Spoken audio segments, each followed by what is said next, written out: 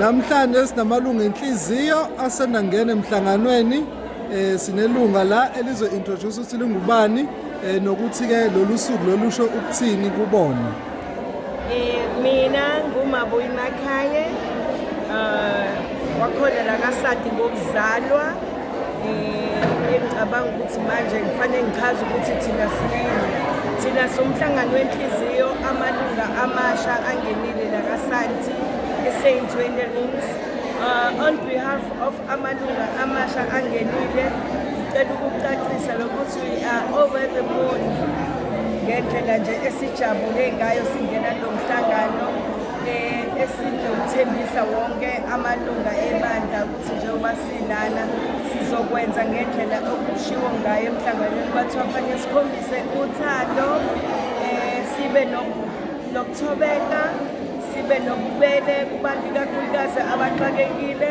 So sizozama ukuthi konke imfundiso besiyithola la esontweni omama abasifundisayo sizokwenza njengoba ade besho, siyabathembisa ukuthi sizokwenza noma ngakuthiwa kumnyama noma ngakuthiwa kubomvu kunjani sizozama.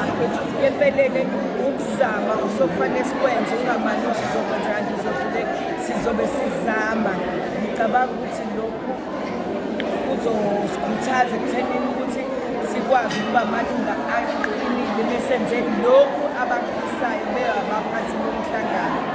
Ngicela ukuma leyo ndawo ngiyabonga. Siyabonga kakhulu. Uzokhumbula ukuthi-ke mhlawumbe noma wakho wakulo mhlangano lo mhlawumbe ngabe kusho ukuthini okuwena individual? Ngizokusho nje ngicacise ngithi ngithena nje ngiphume ekhaya ngathi wema uyabona ukuthi ngiyovusa umhlangano wakho namhlanje njengoba wahamba ilunga eliqavile lo mhlangano ngangibuka njalo ngendlela ohamba ngayo ngiyathemba ukuthi ngizozama ukuthi ngenze ngendlela owenza ngayo uthi bengabe ngangize ngibuke ngithi ukuba uthisha ngazi kwakwenziwa njani uthi umuntu menza into wrong athi isakhiwo siphi ngithi ukuba uthisha uthi ngilanda i-policy document yami ngiyibeke la ngikhombisa amapolisi ukuthi athini nalo mhlangano ngendlela owawu-street ngakhona umuntu awungalokhu uhlupha nje mengabe ethe phuma eceleni uvesane uthi nje nasi isakhiwo somhlangano. So nami ngiyethemba ukuthi ngizokwenza njengoba wawenza, ngiyakuthembisa la ukhona inkosi ukuphumula umpilelwa futhi nokukhanya phakade kumkhanyeni aphumule ngobuhle.